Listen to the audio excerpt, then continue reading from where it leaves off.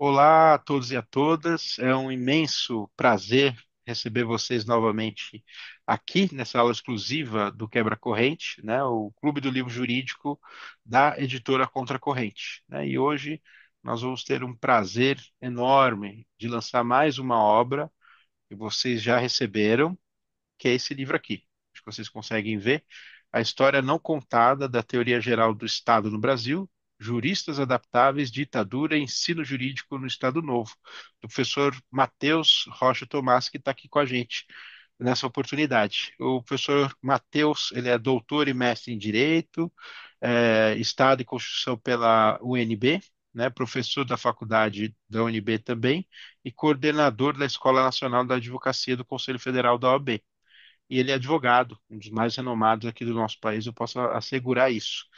Professor Matheus, é um grande prazer tê-lo conosco essa tarde, né, início de noite. É, agradeço a sua oportunidade de a gente poder te ouvir. A sua obra é uma obra que foi uma defesa de doutorado, claro que você vai falar um pouquinho mais sobre isso. Ela foi altamente recomendável à publicação, né? Isso ele não vai falar, né?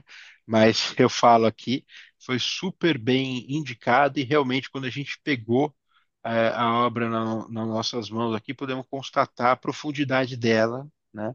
Os prefaciadores, os apresentadores aqui do livro, Gilmar Mendes, Marcelo Neves e o Bercovitch atestam isso, né? Então, tudo isso que eu estou falando não é da minha cabeça.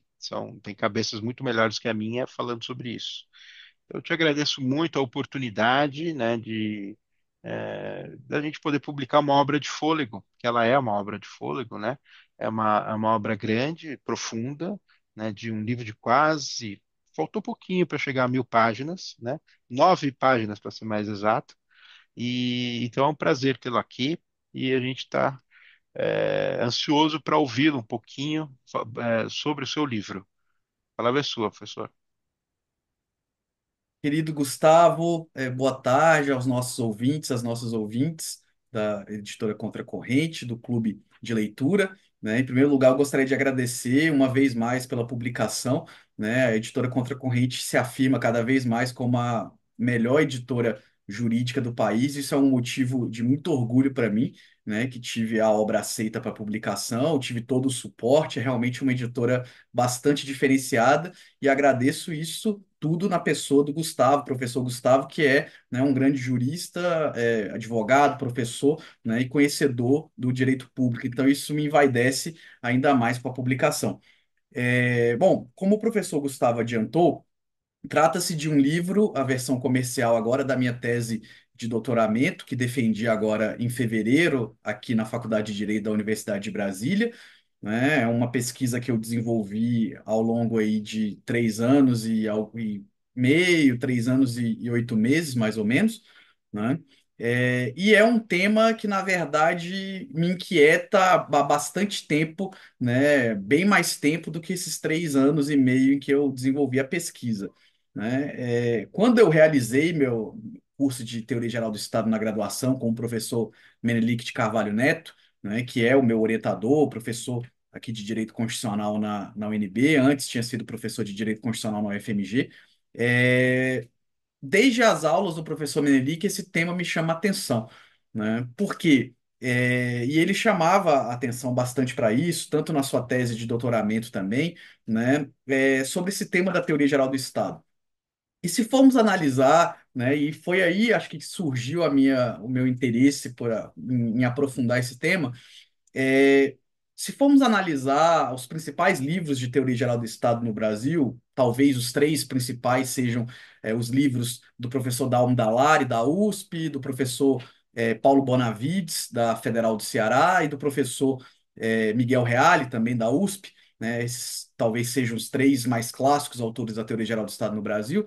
Mesmo esses autores mais renomados, quando vamos analisar as obras deles sobre teoria do Estado, né, nós constatamos que uma certa naturalização do surgimento da teoria geral do Estado.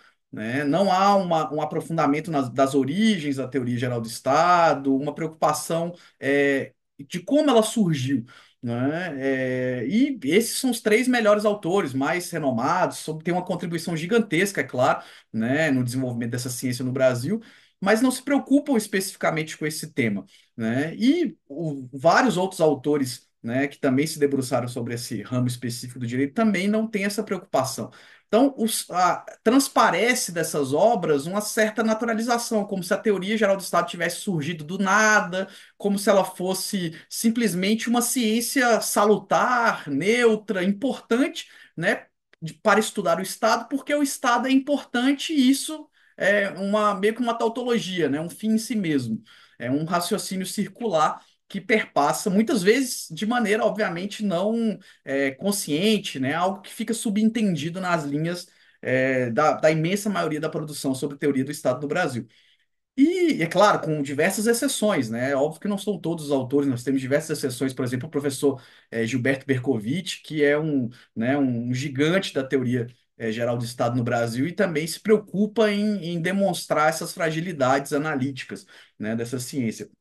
Então, o que me pegou para analisar o tema é isso, né? Tentar reconstruir a história da teoria geral do Estado, tentando demonstrar, né? Falando aqui com Walter Benjamin, tentando escovar a contrapelo essa história da teoria geral do Estado, para mostrar o quanto ela é dotada de intencionalidades, ela é dotada de cargas de sentido, ela é dotada de resistências, enfim, de uma série de vicissitudes políticas que não aparecem, né, digamos, na superfície da grande parte das análises da teoria do Estado. Então, esse foi, digamos, a minha intenção, né, tentar superar essa naturalização, esse senso comum teórico, né, eu uso aqui uma expressão do Vará, Luiz Alberto Vará, que está completando, né, 100 anos, inclusive, já faleceu, mas completaria 100 anos, eu uso essa expressão do Vará, que é uma categoria bastante importante aqui da obra, para mostrar isso, né? Então, o que que eu faço? No primeiro capítulo, né, eu tento mostrar como a teoria geral do Estado surge, né? A teoria geral do Estado ela vai surgir na Alemanha do século XIX. Todos sabem, né, as revoluções liberais do final do século XVIII, a Revolução Francesa, e antes a Revolução Americana, provocaram baques, né, efeitos, como o próprio nome diz, revoluções, revolucionários na forma de organização política, na forma de organização jurídica globalmente. Né? O princípio da soberania popular aparece, né, suplantando um absolutismo, uma visão política hereditária, né, e, em certo sentido, elitista. É, o constitucionalismo surge, né, para limitar a política e para dar ao mesmo tempo fundamento a ela, né? E tudo isso causa, digamos, irritações, efeitos numa sociedade mundial, né? Aqui para falar com Luma. E com a Alemanha não é diferente. A grande questão é que na Alemanha, ali do finalzinho do século XVIII, começo do século XIX, a Alemanha ainda não era um país, não era unificada, né? Ela era formada por dezenas de ducados, grão-ducados, enfim, reinos independentes, né? Fragmentos do Sacro Império Romano Germânico. E a imensa maioria desses estados era formado por monarquias ainda absolutistas, muitas delas com matiz características, né, tradições ainda remanescentes da Idade Média. Né? E vocês podem imaginar o quanto essas novas categorias, essa semântica, né, liberal, fruto dessas revoluções americana e francesa, provocaram irritações na Alemanha dessa configuração.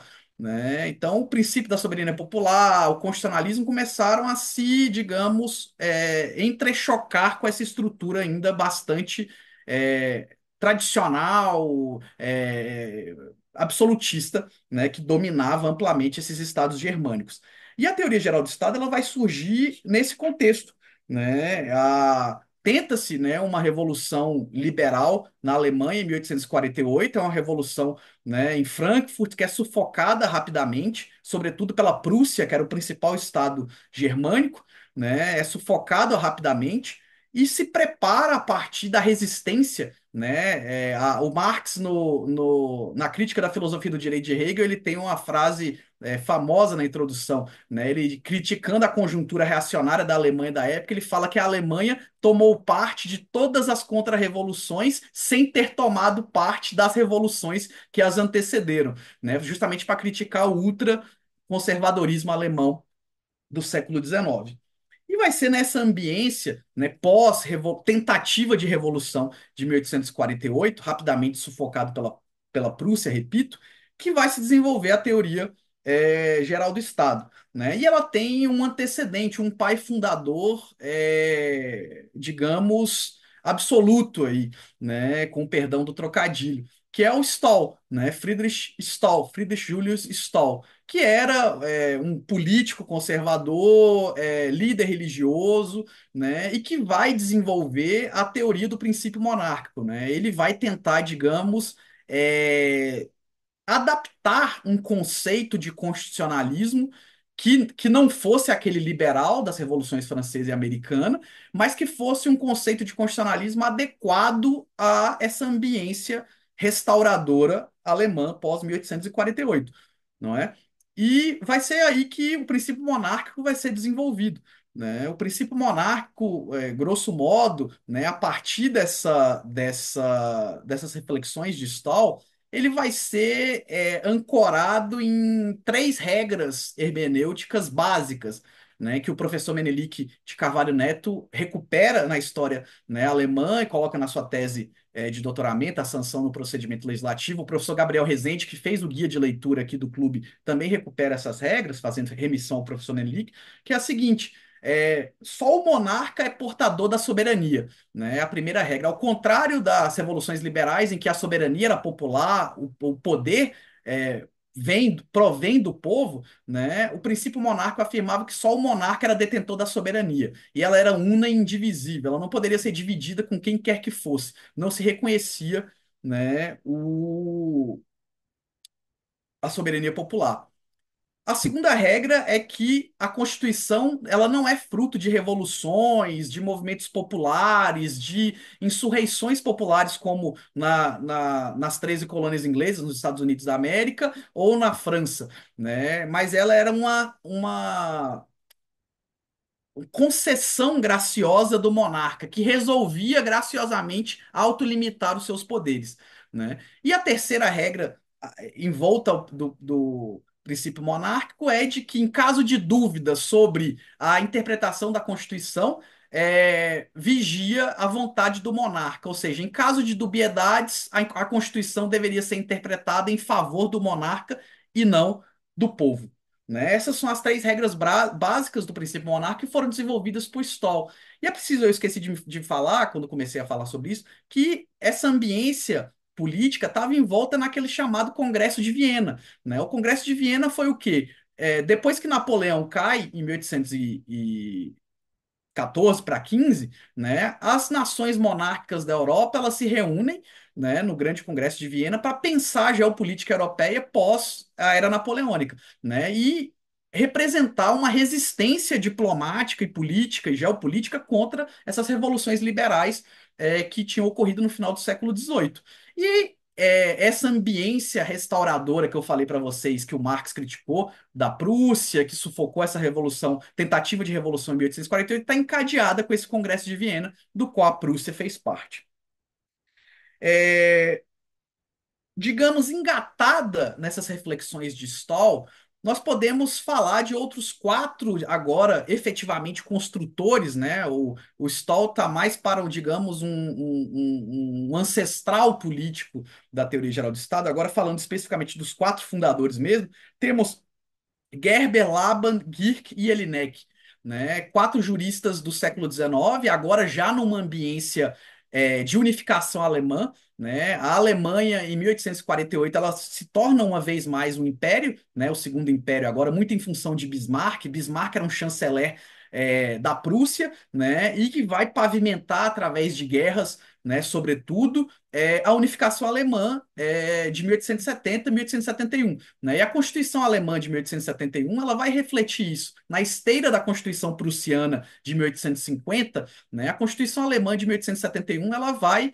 digamos, positivar diversos fragmentos do princípio monárquico. E em torno dela vai ser construída uma publicística, né, que vai refletir doutrinariamente sobre essa Constituição e sobre o princípio monárquico.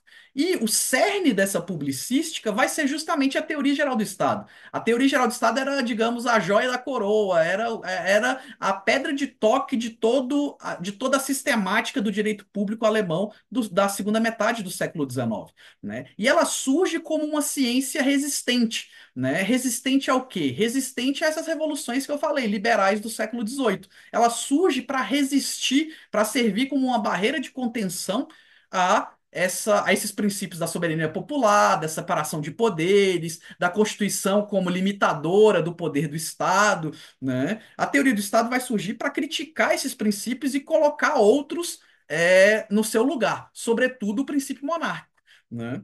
É, autores, por exemplo, como Gerber e Laban, que eram professores de direito privado, né? Eles vão criticar a falta de isso tudo numa ambiência positivista, né? Um positivismo clássico do século XIX, não é o positivismo do Kelsen, né? O positivismo de Kelsen do século XX, que nós vamos falar daqui a pouco, né? Esses autores vão tentar dar sistematização, né, doutrinária à teoria geral do Estado a partir dos princípios do direito privado, que já estava consolidado, né, pela pandectística, pela escola histórica, enfim, o direito privado já estava consolidado na Alemanha desde o século XVIII, né, pelo menos. E esses autores, professores de direito romano, direito civil, Gerber e Laban, vão tentar trazer é, essa pretensa robustez científica do direito privado para o direito público e desenvolvendo análise sobre a teoria geral do Estado, né? É interessante um episódio, por exemplo, a crise do orçamento da Prússia, né? Antes da unificação alemã de 1871, ainda, né, Bismarck era só o chanceler da Prússia e não do Império, tem uma crise do orçamento, né? O Bismarck envia como chanceler, né, representante da coroa prussiana, o orçamento e o parlamento se recusa a aprovar a lei do orçamento, né? E causa-se um impasse, o Estado fica paralisado, né? E isso é resolvido à força, né? Bismarck impõe, digamos, goela abaixo a aprovação do orçamento à revelia do parlamento.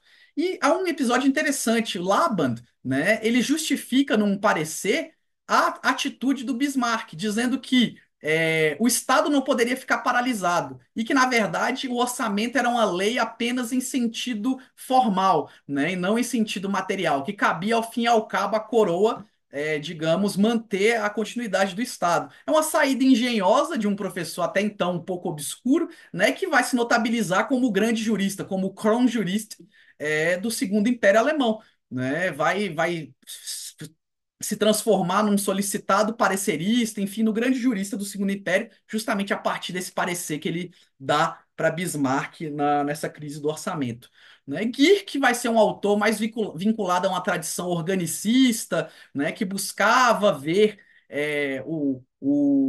a sociedade composta de diversos órgãos e não somente do Estado, mas mesmo assim, numa visão monista típica dos outros dois autores, né, Gerber e Laban, vai justificar o Estado como o principal órgão e o monarca como o principal cabeça do Estado, né, numa visão bem organicista mesmo, viu o Estado como um corpo humano, em que era dotado de braços, pernas, órgãos internos, e que a cabeça caberia ao monarca. Né? O monarca seria a cabeça do Estado nessa metáfora organicista que é frequentemente utilizada por esses autores da escola de Gierke. Né? E Jelinek vai, digamos, completar essa escola, vai ser o grande sistematizador da teoria geral do Estado, a sua grande obra, né, Allgemeine Staatslehre, de 1900. Ele vai ter essa pretensão de pegar essa barafunda de reflexões desses autores anteriores sobre a teoria do Estado, Stoll, Gerber, Laban e Gierke, e formular uma sistematização disso. Né? E ele vai fazer, não cabe aqui pelo tempo entrar nas minúcias, né? Tem várias páginas dedicadas ao Elinek, mas fato é que ele, como ainda com a pretensa necessidade de conferir cientificidade à teoria geral do Estado, né? Não obstante isso, ele ainda vai incorrer em diversas posturas políticas que vão confirmar o princípio monárquico. talvez a principal dela seja o conceito peculiar de mutação constitucional que ele vai desenvolver, né? Como Jelinek não aceitava a supremacia da Constituição frente ao restante do ordenamento jurídico, que é um princípio básico do constitucionalismo liberal desenvolvido nos Estados Unidos, né? E o conceito formal de Constituição que é desenvolvido na América do Norte, na Revolução de 1776. Jelinek, por exemplo, ele não via mutação constitucional como o conceito clássico, né, que, por exemplo, Bruce Ackerman trabalha no constitucionalismo americano, que é o desenvolvimento histórico, cultural da Constituição e a mudança de sentido, né, ao longo do tempo. Mas ele via a possibilidade de que leis, decretos reais, por exemplo, mudassem a própria Constituição, né, porque não se tinha uma hierarquia entre a Constituição e o restante do direito para Jelinek. Isso era um ardil, né, digamos, uma forma de se conferir um poder absoluto, ao fim e ao cabo, ao monarca, né, de dizer o que era e o que não era a Constituição. Dito isso, esse pequeno resumo aqui da conjuntura de surgimento, eu achei por bem explorar um pouquinho mais detido para os nossos ouvintes terem a consciência do que foi esse berço de surgimento da teoria geral do Estado. Em seguida, no livro, eu vou para o que estava acontecendo no Brasil da época, né? O Brasil da época, ali dos anos, enfim, metade mais ou menos, né, um pouco antes do século XIX, o que estava ocorrendo? Eu exploro a crise do sistema colonial no Brasil, como ela vai desaguar nos processos de independência e antes mesmo da independência, na convocação de uma Assembleia Constituinte para o Brasil. Né? Exploro isso detidamente. O Brasil estava marcado, e Portugal também, por essa conjuntura que eu falei há pouco do Congresso de Viena, uma conjuntura restauradora. Né? Basta dizer que a família real, como se sabe, veio para o Brasil em 1808 fugindo das baionetas de Napoleão, né, que ameaçava invadir Lisboa a qualquer momento. Eu exploro a Constituição de 1824, o berço de surgimento dela, né? E como talvez o principal instituto da Constituição de 1824, o poder moderador, ele pode ser visto, digamos, a peculiar recepção que ele teve no Brasil, como um equivalente funcional, para dizer aqui com Niklas Luhmann, desse princípio monárquico que se desenvolvia na Alemanha daquela mesma época. E por que eu digo isso? Né? É, Falei rapidamente para vocês que a França pós-Napoleão, né, ela participa do Congresso de Viena, né, e o compromisso para ocorrer a restauração dos Bourbon, né, que foram derrubados pela Revolução Francesa, foi que houvesse a aprovação de uma Constituição na França, né, ou seja, uma constitucionalização da França para que ela não se tornasse, voltasse a ser absolutista, mas agora uma monarquia constitucional. Né? E essa carta de 1814 na França, ela vai ser peculiar, né? Em torno dela, Benjamin Constant vai desenvolver suas reflexões, críticas e observações, né? E talvez uma das proposições principais de Benjamin Constant tenha sido a instauração de um poder moderador, né? Benjamin Constant via tanto o absolutismo quanto as revoluções liberais como antípodas, né? Ou a prevalência absoluta do poder executivo ou a prevalência absoluta do poder legislativo, que representava o povo, né? E ele via isso como uma eterna guerra que não seria solucionada internamente entre os poderes. Era preciso um poder acima dos outros poderes para que equalizasse essas disputas, né? Foi aí que ele teorizou sobre a necessidade de um poder moderador, que na visão dele deveria ser um poder neutro, que não se confundiria nem com o executivo, nem com o legislativo, nem com o judiciário, e que deveria ser provocado apenas nos momentos de crise, em que um poder entrasse em conflito com o outro e fosse necessária, portanto, né, uma solução de fora. Né? Essa, grosso modo, e eu explico isso detidamente, tem um subcapítulo só sobre isso, seria o poder moderador do Benjamin Constant.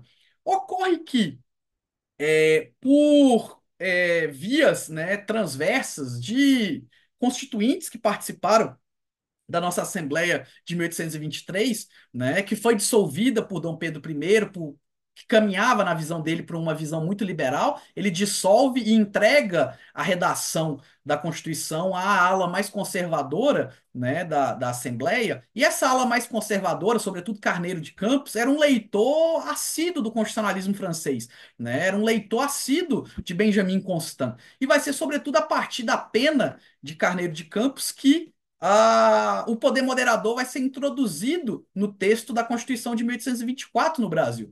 Só que a peculiar recepção do poder moderador, no Brasil, ela se distanciou muito da concepção original de Benjamin Constant. Porque aqui no Brasil ele nunca foi um poder neutro, um poder, né, que só seria procurado em momentos de crise. Na verdade, ele é um poder que se confunde com o próprio poder executivo, né? O poder que, sobretudo em Dom Pedro II, o imperador teve de dissolver as casas do Congresso, quando, né, a casa, na verdade, porque o Senado era vitalício, dissolver a Câmara, né, dissolver os gabinetes ao bel prazer, há quase uma centena de trocas de gabinetes no Império, né, justamente porque a marcha política estava muito atrelada ao poder moderador e às concepções políticas do imperador que o exercia, né? Então, no Brasil, eu mostro isso, não houve um poder moderador identificável com a concepção original de Benjamin Constant. Na verdade, ele é um poder moderador bastante sui generis, bastante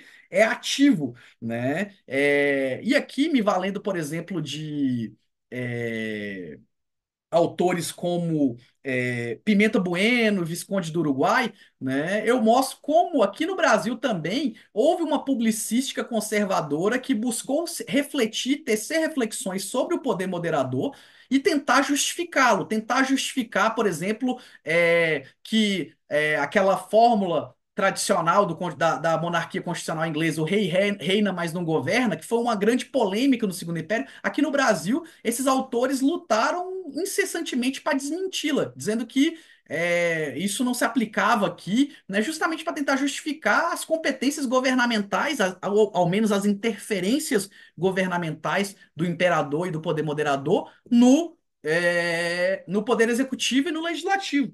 Né? Eu mostro isso a partir das obras dos autores, né, do Pimenta Bueno, do Visconde do Uruguai. Aqui eu trago, por exemplo, a contraposição liberal do Góes e Vasconcelos, que vai criticar, vai tentar reafirmar, digamos, uma visão, a visão originária do Benjamin Constant, em contraposição a essa visão peculiar que eu chamo, né, essa visão sui generis que foi sendo desenvolvida aqui no Brasil do século XIX. Ao fim e ao cabo, o que a gente pode dizer é o seguinte, que no Império prevaleceu aquilo que o Wilmar Olof de Matos, ele tem um livro clássico chamado O Tempo Saquarema, chama de Direção Saquarema. Né? Saquarema era o apelido dos conservadores, o Partido Conservador do Brasil no Império, porque a maioria deles, dos seus membros, ou vinham de Saquarema, né, uma cidade no Rio de Janeiro, ou tinham propriedades lá, enfim, digamos, era um reduto conservador no Brasil, do Império. E o Partido Conservador passou, portanto, a ser apelidado de Saquarema. Né? E o Wilmar Olof de Matos mostra que, digamos, autores que privilegiam essa troca de gabinetes liberal, conservador no Império, não percebem que, apesar da troca de gabinetes entre liberais e conservadores, sempre prevaleceu no século XIX no Brasil uma direção saquarema, uma direção conservadora, que era calcada em quê? No uso frequente do poder moderador, na defesa de pautas escravagistas e latifundiárias, né, numa publicística, e aqui eu adiciono esse elemento, né, numa publicística conservadora, sobretudo do Pimenta Bueno e do Visconde do Uruguai, que deu, assim como esses pais fundadores da TGE na Alemanha deram ao princípio monárquico aqui, deram ao poder moderador, né, o exército, o papel do exército como ator político, sobretudo depois da Guerra do Paraguai, né, digamos, sedimentando essa ambiência conservadora, é, tudo isso compõe essa direção Saquarema que, no meu entender, nessa comparação que eu faço, nessa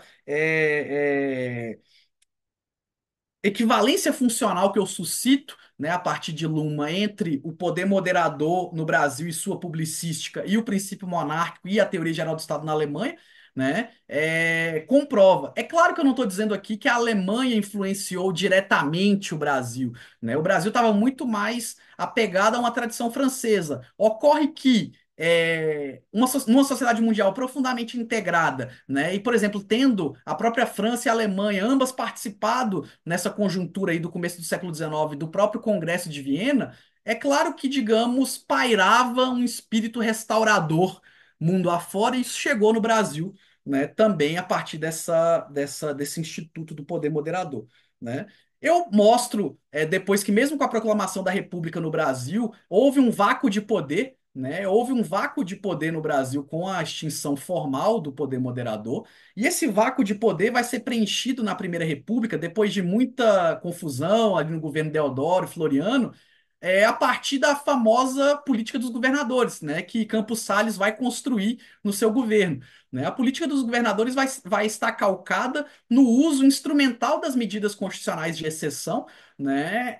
Para limitar a soberania popular, para potencializar o papel das oligarquias dominantes e do presidente da República, que provinha dessas oligarquias dominantes, né? Ele era indicado, era alçado à presidência a partir dessas oligarquias dominantes, e também para controlar as oligarquias dissidentes. Então, esse vácuo de poder moderador ele vai ganhar uma equivalência funcional na Primeira República a partir desses poderes constitucionais de exceção, sobretudo o estado de sítio e a intervenção federal. Né? Basta a gente ver que todos os presidentes da República, do começo ao fim, sem exceção, uns mais, outros menos, governaram na Primeira República se valendo ostensivamente do estado de sítio.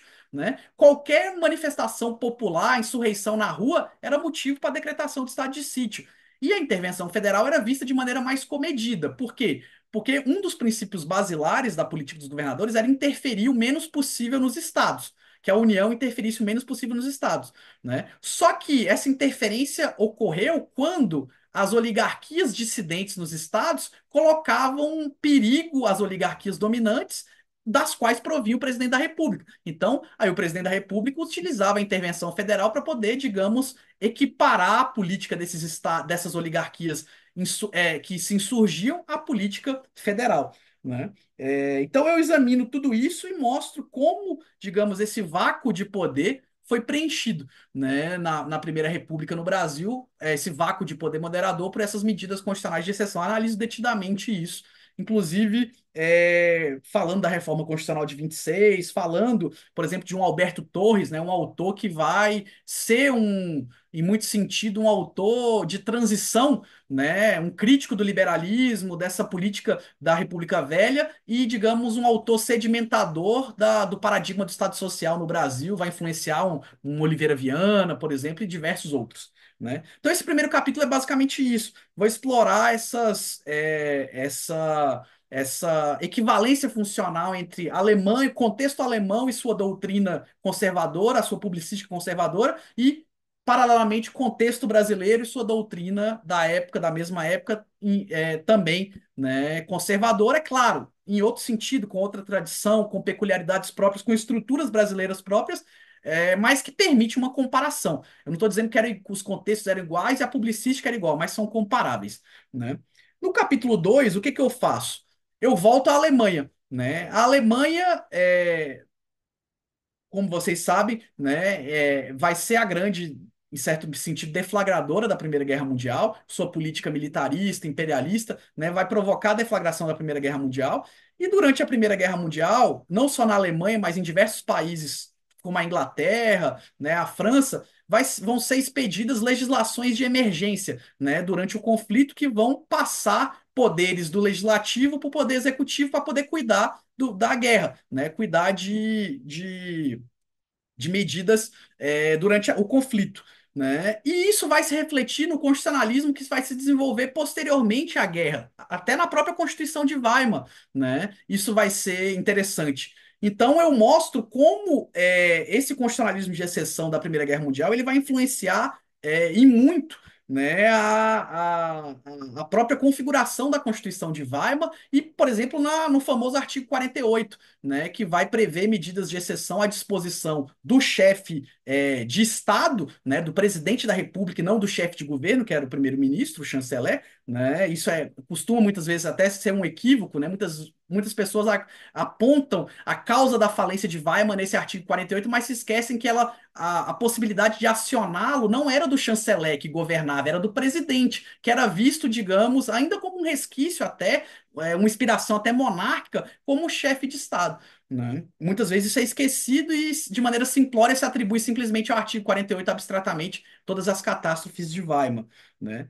Eu mostro tudo isso, como Weimar surge como uma república extremamente democrática, plural, como ela provoca uma revolução constitucional, né? Uma verdadeira revolução constitucional, mudança de paradigma com os direitos sociais, uma nova leitura da soberania popular, né? Não mais uma concepção elitista de povo, mas um povo, uma sociedade de massas agora, industrial verdadeiramente, né? Com reclamações novas, com problemas novos. Daí os direitos sociais surgem, né, de maneira revolucionária. Eu estudo tudo isso, né, e tento mostrar também como a pesada herança do Império Alemão, que eu falei agora há pouco, é um fantasma que assombrou a República de Weimar, né, porque diversos institutos, a própria magistratura, diversas estruturas estatais, burocráticas permaneceram do Império, da transição do Império para a República. E isso era um pesado fardo para a jovem República de Weimar, né?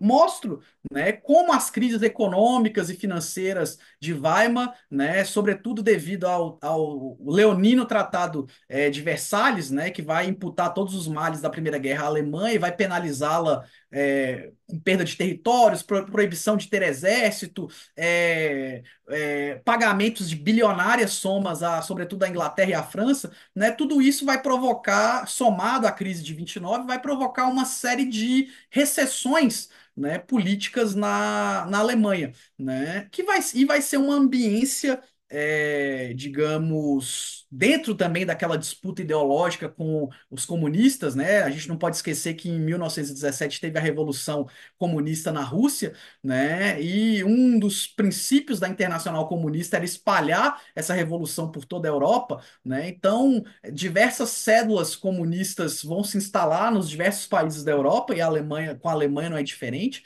né? E muitos autores apontam, inclusive, que os direitos sociais de Weimar, né, tiveram, dentre outras origens, o temor das elites burguesas da Alemanha de que se alastrasse uma revolução comunista para a Alemanha. E, portanto, os direitos sociais, digamos, foram aceitos, pelo menos aceitos por parte dessa elite, né, como uma menos pior, né, do que uma revolução comunista na Alemanha.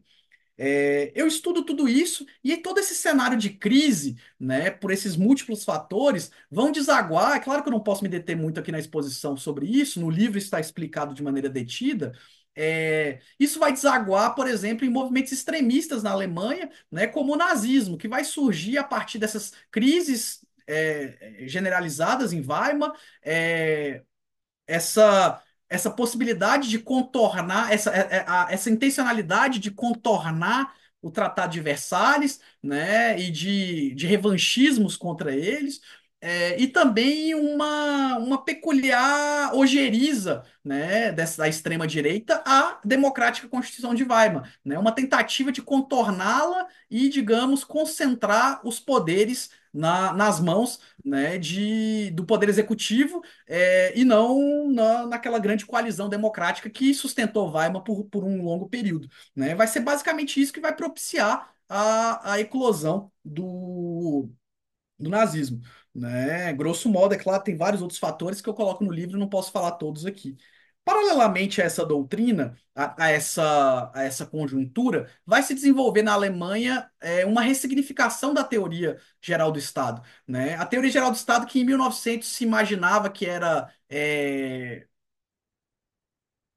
tinha se encontrado o seu ápice, a sua consolidação na obra de Jelinek, ela vai sofrer evidentes críticas nesse paradigma do Estado Social por autores como Kelsen, Schmidt, Smend e Heller, né, que vão criticar essas clássicas construções do século XIX e a sua aplicabilidade para o século XX. Vão tentar ressignificar esse caldo de cultura da teoria geral do Estado do século XIX para o século XX, para a sociedade de massas do século XX. Vai ser nesse sentido que Hans Kelsen vai refletir muito em função a partir de princípios da sua posterior teoria pura do direito, né? Em 1925 vai escrever a sua teoria geral do Estado, criticando Jelinek, criticando as suas ingenuidades metodológicas, os seus sincretismos metodológicos, tentando construir uma teoria geral do Estado a partir da normatividade, a partir de um neopositivismo jurídico, né, que buscava ver o direito a partir a ciência do direito a partir da norma jurídica, a partir, né, do enfoque na cientificidade do direito, que teria como objeto precípio a norma jurídica e não fatores políticos, econômicos, culturais, que para ele não seriam propriamente jurídicos, seriam mais afetos a áreas afins, né, e não à ciência do direito. Carl Schmitt, por outro lado, né, vai um autor profundamente reacionário, né, vai refletir sobre a teoria geral do Estado e desenvolver, né, uma teoria da Constituição. Ele é o grande fomentador de uma teoria da Constituição no período, vai desenvolver uma teoria da Constituição calcada, né, em críticas profundas à Constituição de Weimar, em críticas, por exemplo, que a Constituição de Weimar não decidia nada, ela privilegiava a soberania popular, mas não tinha decisão, o Estado não tinha, assim, não tinha rumo certo, não tinha, né, carecia de decisão, de uma decisão política fundamental, né, efetivamente. E vai ser a partir desse decisionismo schmittiano que ele vai propor, né, ele vai ser o grande doutrinador que vai propor a solução dos gabinetes presidenciais, né? Ou seja, a partir de medidas constitucionais de exceção, o chanceler não seria mais apontado pelo parlamento, mas seria apontado diretamente pelo presidente da República com via medidas constitucionais de emergência. Ele que vai ser o grande cabeça, o grande artífice doutrinário dessa construção, né? Que vai, por exemplo, pavimentar a ascensão de Hitler ao poder, sendo indicado por Hindenburgo lá em 32, né? Rudolf Mendes vai ser um autor que vai refletir a partir da teoria da integração, né? Um autor que era também de direita, mas não era como Schmitt, não era, né, tão reacionário como Schmitt, mas ainda previa um conceito de integração, de um Estado integral que encapsulasse em si, né, todas as medidas próprias da sociedade, né, tanto do setor público quanto do setor privado, que é, englobasse, né, dentro de uma única direção, né, todas as políticas públicas, os braços do Estado, toda a organização do Estado fosse pensada de maneira integral, de maneira calcada numa autoridade estatal bem definida, em políticas bem definidas, né?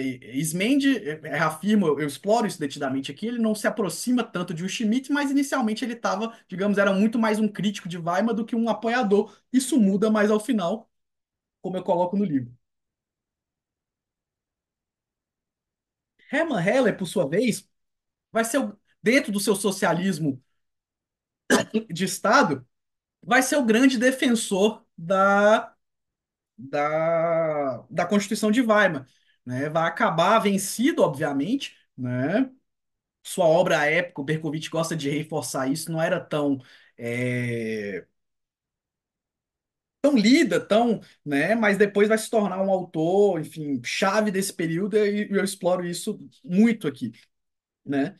É, Depois eu volto ao Brasil para mostrar o contexto da Revolução de 30, como Getúlio Vargas, né, no caldo daquelas crises da República Velha, né, sobretudo na crise da sucessão de Washington Luiz, Getúlio Vargas movimentando, é, sobretudo, os tenentes e as oligarquias traídas por São Paulo na sucessão de Washington Luiz. Getúlio Vargas vai, né, conseguir se sagrar vencedor, né, nos processos que culminaram com a Revolução de 30, vai ser alçado no poder, né? A Revolução de 30 vai marcar um período de centralização política no Brasil, de mudança de paradigma mesmo no Brasil, né? Com forte concentração de poderes, com dirigismo econômico, com controle do Estado sobre a máquina pública, né, com tentativa de suplantação das oligarquias locais, que eram vistas como tão danosas à soberania nacional e a uma visão, digamos, orgânica, integral do Estado brasileiro, né? É, E como o governo provisório vai empreender uma série de medidas econômicas nesse sentido de centralização política, medidas muitas vezes ambíguas, né, que muitas vezes eram acoimadas de fascistas por se inspirarem no fascismo italiano, outras vezes eram acoimadas de comunistas por terem um viés social, né, de privilegiar, de se privilegiar o trabalho, a organização sindical, e Vargas soube muito habilmente no governo provisório sopesar essas influências sem se, digamos, comprometer integralmente com qualquer uma delas, né? Ele era um grande político habilidoso nesse sentido, né? Mostro como a Constituição de 34 ela vai, né? Vargas vai convocar a Constituinte, antes mesmo da chamada Revolução Paulista, né, de 32, muitas vezes se tenta dizer que a Constituinte foi convocada em função dessa Revolução de 32. Paulista não foi, né? Vargas a convocou antes mesmo da deflagração em julho de 32, mas por pressões, é óbvio, existiam pressões. Vargas não queria a Constituinte, né? Ele nunca escondeu isso nos diários, isso fica claro. Vargas, ele resistiu à convocação, mas acabou convocando, né? E foi um crítico feroz da Constituinte e da Constituição de 34 desde o seu início. Via a Constituição de 34 como muito mais, ele fala nessas palavras, era muito mais um entrave como um elemento de desenvolvimento, né? Criticava de maneira muito ácida, e eu exploro os diários de Vargas para mostrar isso. Ele era um crítico ferrenho dessa Constituinte e dessa Constituição, né? A Constituição de 34 ela vai ser marcada por um ambiente de acirramento político e ideológico muito forte entre integralistas e comunistas no Brasil, né? Isso vai ser evidente na Intentona Comunista de 35, né? Prestes, que era um tenente lá na Primeira República, né? A sua famosa coluna Prestes, que desafiou a Primeira República e, enfim, caminhou o Brasil inteiro tentando se insurgir contra aquela ordem liberal, né, e eleitoralmente corrupta que prevaleceu muitas vezes durante a Primeira República. Prestes agora, já convertido ao comunismo, né, ele assume a liderança da ação da Aliança Nacional Libertadora, que se contrapunha à AIB, a Ação Integralista Brasileira liderada por Plínio Salgado, né. Prestes vai tentar, enfim, promover uma revolução comunista no Brasil, que vai ser a intentona de 35. Ela vai falhar, né? O governo vai conseguir reprimir, seus líderes vão ser presos, inclusive o próprio Prestes, vão ser alvos de tortura, né? De prisões arbitrárias, enfim, uma série de medidas de Vargas que já mostram, e tudo isso chancelado pelo parlamento, que vai aprovar reiteradamente medidas de exceção, como estado de sítio, estado de guerra, né? E Vargas vai, por exemplo, aprovar uma lei de segurança nacional, um tribunal de segurança nacional, para poder prender opositores políticos que supostamente estavam alinhados com essa intentona fracassada de 35, muitos deles parlamentares, inclusive, né? E vai ser nessa ambiência que vai ser deflagrado o golpe do Estado Novo, né? O famoso plano Cohen, um plano que posteriormente se soube que foi fabricado dentro das casernas do Exército, né, pelo general Olímpio Mourão, que vai ser futuramente um dos grandes artífices do golpe de 64, né? O Plano Cohen era uma peça de ficção que foi criada pelo Exército, que supostamente haveria uma nova tensão comunista, né, uma nova intencionalidade comunista de promover uma revolução no Brasil, isso alinhado a elementos judaicos, né, daí o Plano Cohen, né, havia uma certa,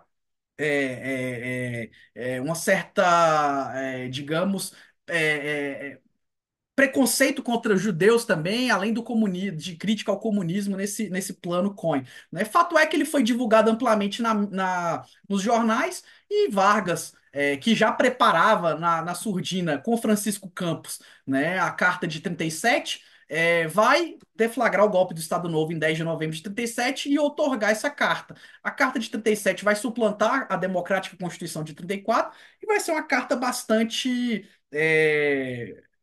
autocrática no sentido, né, de concentração ampla e absoluta de poderes em Vargas, quase a totalidade dos poderes concentrados no presidente da República, que poderia legislar sem o parlamento. Os parlamentos foram fechados, todas as casas legislativas do Brasil foram fechadas, né, e Vargas poderia, por força de um dispositivo constitucional, expedir decretos-lei ao seu bel talante. Né? Tanto é que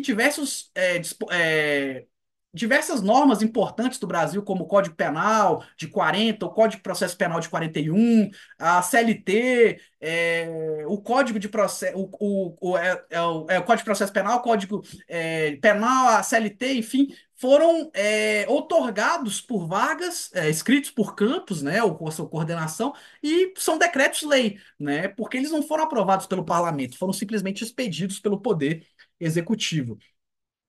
Eu exploro tudo isso, né, e mostro como desde a Revolução de 30 houve uma tentativa de se modernizar a educação no Brasil, a famosa reforma Francisco Campos do ensino universitário de 31, né? Exploro também essa dimensão do ensino jurídico, que não tenho como aprofundar aqui, vou aprofundar mais agora no capítulo 3 quando eu falar, né, que é o coração da tese.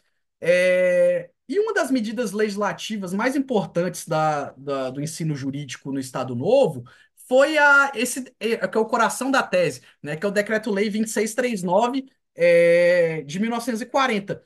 Esse Decreto-Lei 2639 de 1940 é um decreto que desmembrou as cátedras de direito, a clássica cátedra de direito público e constitucional em direito constitucional e teoria geral do Estado.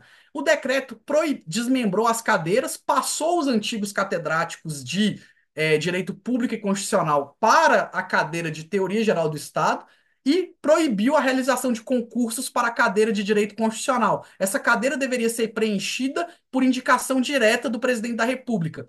Isso tinha uma intencionalidade política evidente. O presidente queria que aqueles professores que fossem ensinar a Carta de 37, a nova Constituição brasileira, eles fossem afinados com o regime, absolutamente afinados com o regime, fossem indicados diretamente por ele ou pelo ministro da Educação, que era o Capanema, Gustavo Capanema, e não se corresse o risco que os antigos catedráticos que foram passados para a Teoria Geral do Estado, eles que em grande medida eram liberais, a maioria deles eram liberais, que eles militassem contra, né, a nova carta, a carta de 37.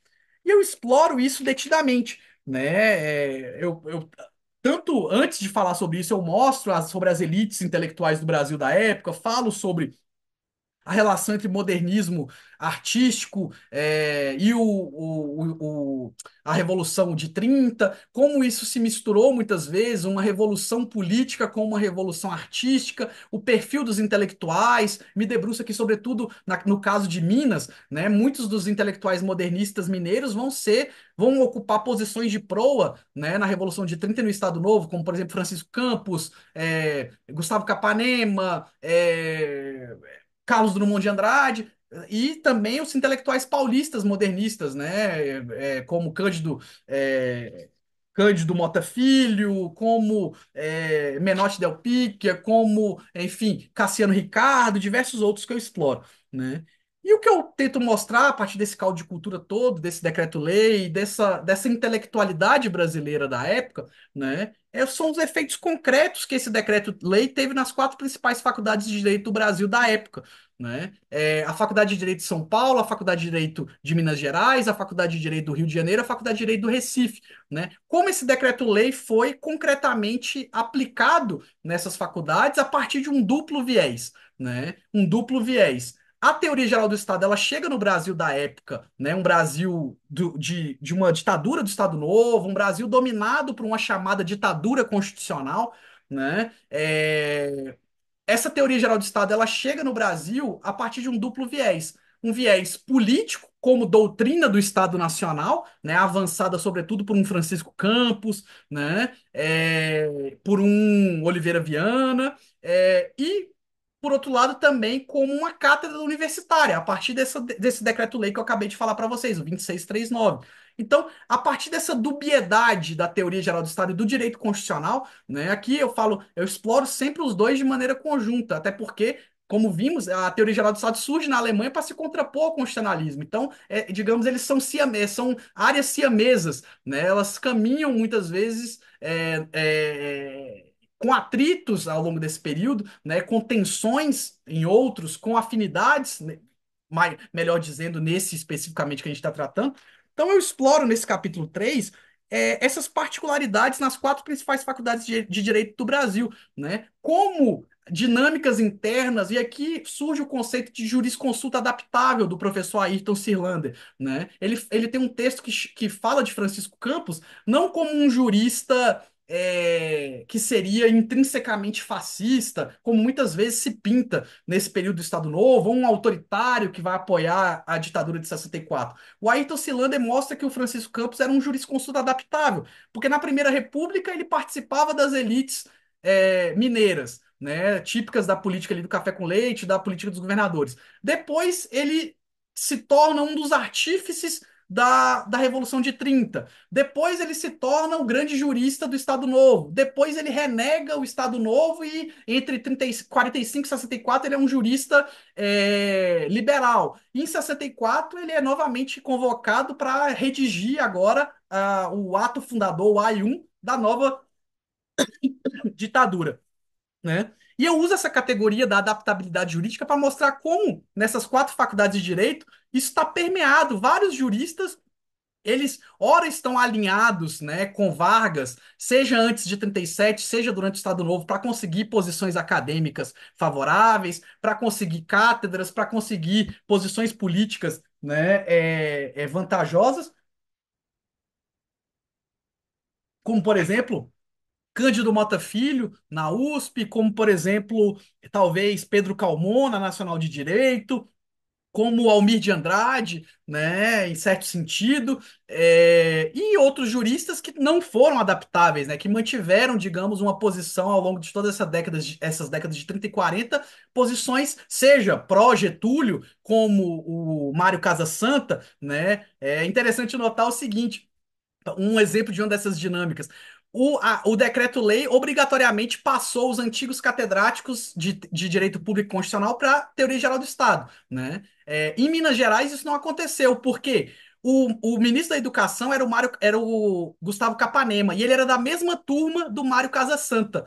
O Mário Casasanta foi o único jurista que teve o privilégio de poder ser antigo catedrático de direito público constitucional e continuar em direito constitucional, não ir para a teoria geral do Estado. Por quê? Porque ele era alinhado ao governo, ao Capanema, ao Vargas, né, durante o Estado Novo. Então, tem uma carta que eu recupero, uma carta que não tinha sido explorada, uma carta bastante lamuriosa do Mário Casasanta para o Gustavo Capanema, falando: ó, eu quero permanecer na cadeira de constitucional, eu não quero ir para a teoria geral do Estado, né?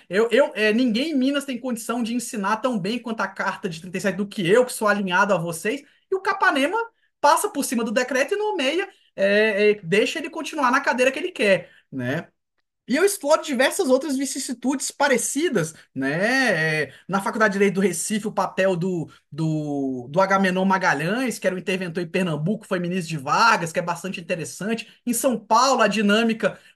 Basta ver que Cândido Mota Filho, que foi apontado como ele perde para o Ataliba Nogueira, que é o pai do Geraldo Ataliba, que é o primeiro catedrático da USP de Teoria Geral do Estado. Ele perde o concurso em 39, 40, e aí vem o decreto, em 40. Aí vem o decreto e passa o Ataliba Nogueira para Teoria Geral do Estado. Ele é apontado, ele perde o concurso e é apontado como interino de constitucional, né? E ele não aceita a nomeação porque, no mesmo período, ele vai ser em seguida indicado para ser o diretor do DIP em São Paulo, né, do DIP, do Departamento de Imprensa e Propaganda, o braço paulista do DIP, o órgão de censura do Estado Novo em São Paulo, né? E como a Constituição vedava a acumulação de cargos públicos, ele abre mão inicialmente, mas depois ele retorna como interino. Então vejam o Vargas indica um censor lá, profundamente identificado com ele, né, lá no estado de São Paulo, para ser o titular de direito constitucional interino. Então há essas dinâmicas de poder que eu exploro, né, nessas duas cadeiras de teoria geral do Estado e do direito constitucional, eu exploro profundamente nesse capítulo 3 que realmente não tinha muita coisa escrita, quase nada escrita sobre isso no Brasil, né? Eu fui aos arquivos, um arquivo que foi essencial para mim foi o arquivo do CPDOC, da Fundação Getúlio Vargas, né? Eu fui atrás, grande parte, sobretudo no arquivo do Gustavo Capanema, que era o ministro da Educação, está digitalizado, então eu tive um trabalho enorme de catalogar, de buscar ali mesmo né, nos recônditos mais escondidos ali do arquivo da Fundação Getúlio Vargas, por exemplo, essa carta que eu falei do Casa Santa, atas de congregação, que eu achei, por exemplo, nas revistas da Faculdade de Direito de São Paulo e Minas Gerais, cartas pessoais, aí também explorei diários, biografias, autobiografias, ementas das matérias que eram lecionadas, as teses de cátedra e as teses de livre docência de todos esses personagens, né? Eu explorei tudo isso para, digamos, fazer um retrato de sociologia constitucional mesmo, de história do direito, do que ocorreu com esse decreto-lei, né, que institucionalizou a teoria geral do Estado no Brasil como disciplina acadêmica, nas quatro principais faculdades de direito, né? E sempre tensionei esse decreto, essa perspectiva acadêmica universitária da TGE com o seu viés político, de doutrina do Estado, né? De doutrina do Estado Nacional, por exemplo, avançada por Francisco Campos. E para finalizar aqui nossa aula, que já se alongou, né, mais do que eu previa, mas enfim, o tema é palpitante, me causa, né, eu sou suspeito para falar, mas sou gosto do tema, né? O capítulo 4 eu encerro, digamos, fazendo um balanço das premissas que me levaram a escrever a tese, né? Como da necessidade de se escrever uma teoria do Estado democrático de direito, né? Uma teoria do Estado afinada com o paradigma do Estado democrático de direito, com a Constituição de 88, né? E uma teoria do Estado que não seja, por exemplo, que a gente não tenha uma visão estanque, ou teoria do Estado ou teoria da Constituição, né? Mas na verdade uma tensão entre as duas. O Luma tem uma frase que o Marcelo Neves gosta muito, né? Que é eu vejo o que tu não vês, né?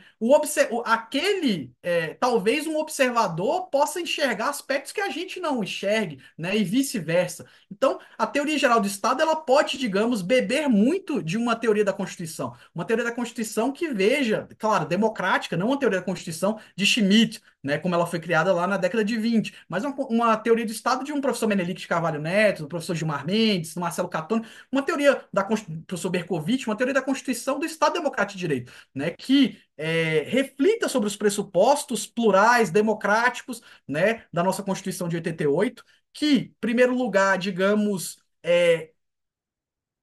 abra mão, né, de uma semântica tão forte como a do poder moderador e do princípio monárquico, e vez ou outra aparecem, né? Recentemente nós tivemos, por exemplo, Ives Gandra tentando ressuscitar o poder moderador no Brasil. É sempre essa necessidade de se ocupar o conceito de soberania com um ente corpóreo, com um ente, né, seja o Supremo, seja a presidência da República, seja o Legislativo, seja o mercado, né? O que eu exploro aqui é uma necessidade, como, por exemplo, Habermas, de se ver a soberania como um lugar vazio, né? Uma soberania como um hiato. Ela não pode ser preenchida por quem quer que seja, porque se ela for preenchida, a soberania popular vai ser esvaziada, né? É preciso um permanente compromisso com o constitucionalismo democrático. A democracia só é democrática se ela for constitucional, né? Se ela respeitar os direitos fundamentais, mas, por outro lado, o constitucionalismo só é constitucional se ele for democrático, se ele respeitar a soberania do povo. Então, isso é uma tensão, digamos, bastante complexa e ao mesmo tempo necessária em tempos de crise como vivemos, que é isso que deve, digamos, pautar a releitura de uma teoria do Estado rumo a uma teoria do Estado democrático de direito, né, que reassuma os compromissos da ordem constitucional e da sua configuração estatal, da configuração que ela deu ao Estado brasileiro, dos papéis do Estado brasileiro, né, retome isso de maneira crítica e que uma teoria do Estado hoje em dia seja vista dessa forma, né, nas palavras do professor Catone, como uma teoria do Estado democrático de direito e rompa, escove a contrapelo esse passado pesado, muitas vezes não contado, daí o título, né? A história não contada por quê? Ou porque ela não é, às vezes ela é omitido, muitas vezes é omitido, não é estudado, ou também é deliberadamente escondida, deliberadamente, né, para se mostrar uma teoria geral do Estado neutra, salutar, quando na verdade ela tem uma herança muito pesada, uma herança de sufocamento da soberania popular, de sufocamento de direitos fundamentais, muitas vezes. Então é preciso escovar a contrapelo essa história pesada para que seja possível, digamos, se avançar um novo capítulo da teoria geral do Estado, um capítulo pautado pela democracia, pela soberania popular, pela ordem constitucional de 88, não mais por princípio, por resquícios, restolhos de princípio monárquico, restolhos de poder moderador, né? E a intenção da obra foi contribuir com isso, né? E tentar inaugurar, digamos, caminhos, enfim, reflexões sobre essa temática. Né? Eu peço desculpas ao professor Gustavo se eu me estendi muito, né? Meu compromisso era de falar mais ou menos 40 minutos, eu acho que eu me estendi uns 20 a mais, peço desculpas, mas o tema me causa uma palpitação, né? Eu sou suspeito para falar, enfim, encerro, Não, peço desculpas imagina, Matheus, pela avanço. é um prazer, uma honra poder te ouvir. E uma das coisas que eu gosto muito e desses temas que fazem uma análise histórica é porque é conhecer do nosso passado e você desvenda esse passado, traz luz a assuntos que você falou eram escondidos até, né? é justamente com esses fatos que são iluminados que a gente aprende a não errar de novo a mesma coisa, né? Então é só você conhecendo como foi, e esse é o mérito da sua obra, que você não só descreveu, você fez pesquisa de campo, né? Literalmente você fez pesquisa de campo, né? Você foi a arquivos originais, né? De primeiro grau, né? Vamos dizer assim, para você poder tirar suas conclusões, né? E eu gostaria de fazer só uma ponderação, uma pergunta com uma ponderação final sua o que que a gente precisa melhorar, né? O que que é preciso melhorar no tema da teoria geral do Estado no Brasil? Você falou bastante de democracia, né? Que é algo fundamental, ela tem que ser analisada sob essa ótica. Você deixou isso muito claro. E quais os riscos que a gente vive hoje em dia, com base naquilo que você estudou sobre o passado e que pode estar se repetindo hoje no presente? Excelente pergunta, Gustavo, excelente. Bom, a primeira parte da pergunta sobre, acho que o que a gente tem de fazer com a teoria do Estado, né? Eu acho que a teoria do Estado, ela, para se reinventar, ela precisa primeiro tomar consciência desse seu passado, né? De onde ela veio, quais eram seus compromissos iniciais, até para ela romper com isso. Né? É interessante que a gente vê muito mais, por exemplo, tem autores que falam a origem da teoria geral do Estado é na Roma antiga, tem origens na Idade Média. Fala-se muito mais, por exemplo, sobre a antiguidade clássica do que sobre a Era Vargas, em que ela foi institucionalizada. Então, acho que falta, digamos, um pouco mais de criticidade nessa área da teoria geral do Estado para rever o seu passado, justamente para renovar ou não, né? Espero que não, os compromissos com isso. Né? Porque se a gente toma uma visão naturalizada da história, ainda que a gente oficialmente não assuma isso, a gente está, digamos, chancelando uma visão pasteurizada, né, que compromete uma visão crítica da política, da democracia, e esses são os temas clássicos da teoria do Estado, né? Os temas separação de poderes, formas de governo, sistema de governo, papéis do Estado contemporâneo. Como é que a gente vai falar de tudo isso se a gente não conhece de onde essa ciência veio? Então é meio que começar da própria casa, né? Reorganizar a própria casa. E isso foi feito em outras áreas. O direito constitucional, por exemplo, tem plena consciência, né? Das ditaduras, e isso não aparece, mesmo sendo irmã siamesa do direito constitucional, e o irmão, digamos, fez, é claro, não todo o direito constitucional, mas há muito mais criticidade na área do direito constitucional do que na área da teoria geral do Estado. Então, acho que o primeiro compromisso dela é esse, né? É fazer a sua lição de casa, de rever seus próprios pressupostos. E isso foi sendo feito ao longo da sua história, né? Ainda os autores que buscavam ter compromissos reacionários na teoria geral do Estado, eles buscaram rever os pressupostos dela. Só que isso tem mais ou menos 40 anos, 50 anos que não é feito no Brasil, né, na nossa teoria do Estado. Então, acho que, salvo exceções, é claro, o professor Berkovitch, no seu livro lá sobre a soberania, é uma raridade na teoria do Estado brasileiro, né? Que ele justamente se propõe a fazer, e pelo número de citações que tem dessa obra dele aqui, na tese fica claro que, né, foi um grande precursor de tudo que eu estou falando. E o segundo ponto é os grandes riscos, né? Você me lembrou, o ministro Gilmar deu uma entrevista para a Folha de São Paulo, eu acho que foi na sexta-feira passada, ou segunda, não, foi sexta ou quinta da semana passada, em que ele compara a PEC que está sendo discutida no Congresso né, de tolher, de limitar os poderes do Supremo com a Carta de 37 do Getúlio. Tinha um dispositivo na Carta de 37 que permitia ao presidente da República rever as declarações de inconstitucionalidade do Supremo, né? Caso o Supremo declarasse uma lei constitucional, o presidente poderia, pelos altos imperativos sociais, enfim, pela uma coisa meio nebulosa, poderia rever aquilo como um imperativo de soberania nacional, né? E tem, por exemplo, à época, um artigo do Cândido Mota Filho, que eu exploro aqui, tecendo loas, justificando isso, né?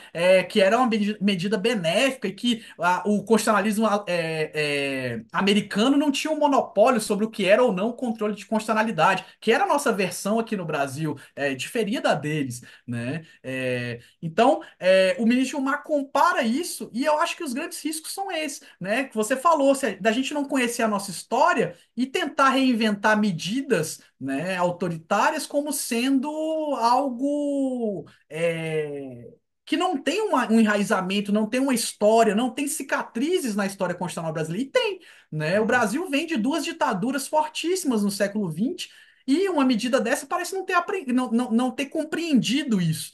Né? E E, sempre o que me sobrevém disso, para finalizar, é que sempre há necessidade no Brasil de um poder moderador, de um espectro de poder moderador ocupando, né, o nosso conceito de soberania. Por exemplo, ou, claro, o Supremo tem excessos em algumas questões, mas o parlamento, nesse caso, tem outros. O presidente da República, né, sobretudo no governo anterior que tivemos, vários, né? Então, o mercado muitas vezes quer pautar as políticas econômicas do governo com pressões, o dólar sobe, desce. Eu vejo isso muito como esses atores tentando se surgir como, digamos, os donos da identidade do sujeito constitucional, como os ocupantes da soberania. Isso é muito perigoso. Eu acho que para uma democracia se tornar madura e sólida, né, e infensa a essas medidas, a tentativas de golpe de Estado, como essa do 8 de sim. janeiro, é preciso, digamos, um conceito aberto, um hiato, um conceito aberto de soberania, que não seja ocupado por ninguém, por qualquer autoridade que seja, né? Até porque, se você ocupa esse ato, como bem diz o professor Menelik, a gente tem um conceito agora não de direito constitucional, mas de exclusão, né? De ditadura. Não, é perfeito. Esse exemplo que você deu, que o ministro Gilmar citou na entrevista que ele deu, que você mencionou, é muito claro, né? Porque aos olhos de muitos, né, essa restrição do poder do Supremo, das decisões monocráticas, poder, a possibilidade do parlamento rever as declarações, as decisões, faz parte da democracia. E não, né? Na verdade, ela tem um berço ditatorial, né? Um berço de exceção lá de trás. Por isso que é tão importante a gente estudar a história da teoria geral do Estado no Brasil para que esse mesmo erro não se repita, né? Daí a Perfeito, importância exatamente isso. da sua obra e inovadora, eu não diria, mas profunda, né? Porque você realmente analisou os autores, foi em cada uma das faculdades, analisou cada um dos autores, a posição, o alinhamento deles com o governo da época, sabe, envergonha, né? O nosso país, né? A nossa história, esse alinhamento com um governo um governo reacionário e as escolhas dos professores serem feitas dessa forma. Enfim, E não só sim. alinhamento, né? Um alinhamento num momento. Depois, vários renegaram o seu alinhamento anterior. Então, essa que está É no o título flex, com flex, Juristas jurista flex. Adaptáveis, é isso, É, exatamente. A depender dos interesses, né, do momento, o sujeito se alinhava ou não. o que é até pior, né? Se você for para É, pensar, né? É muito exatamente. pior. Mas, Matheus, É, muito obrigado aqui pela sua. Mas pode, eu te interrompi. Não, eu ia, Pode eu ia falar. falar uma anedota que o Agamenon Magalhães, que era o interventor, que era professor titular de Teoria Geral do Estado na Faculdade de Direito do Recife, falou. Hum. Logo que caiu o Estado Novo, e ele foi o interventor do Estado Novo em Pernambuco, ele falou: ditadura é bom quando nós somos o martelo e não quando somos o prego. Exatamente, Aí falou: não, exatamente. agora eu sou liberal, temos de abrir o regime, não. E Evoluir, assim, evoluir. evoluir, exatamente. Matheus, muito obrigado pela sua aula exclusiva, muito obrigado por ter escolhido a editora para publicar o seu livro. Meus queridos leitores e leitoras, foi um grande prazer ter vocês aqui, aqueles que conseguiram participar ao vivo e aqueles que vão nos assistir. A gente fala para o futuro também, tá, Matheus? A gente fala para os nossos futuros ouvintes, os nossos futuros leitores. Então, muito obrigado por participarem dessa aula. O livro, A História Não Contada da Teoria Geral do Estado no Brasil, um livro muito bem trabalhado do professor Matheus. Você encontra no site da editora Contracorrente, tá? E nas melhores livrarias do país também. Sigam a editora Contracorrente no Instagram, nas nossas redes sociais, para vocês também acompanhar o lançamento desse livro. O mês que vem a gente vai passar por uma rodada pelo Brasil de lançamentos do livro do professor Matheus. É, e também para você acompanhar, né, via as nossas redes sociais todos os lançamentos da editora Contracorrente. A gente está chegando ao fim de 2024, mas ainda tem muita coisa boa para ser lançada, assim como o livro do professor Matheus. Professor Matheus, um grande abraço, muito obrigado novamente pela sua participação, pelo seu tempo, pela sua disponibilidade e pela aula extremamente instigante, curiosa, para a gente aprender um pouco mais sobre um lado escuro, né, obscuro da nossa história. Muito obrigado, viu? Muito obrigado, professor Gustavo. Eu que agradeço a receptividade de sempre, o convite. Enfim, é uma grande honra para mim ter publicado na editora Contracorrente, que reafirma a melhor editora jurídica do Brasil hoje em dia. É uma grande honra para mim. Muito obrigado. Muito obrigado a todos.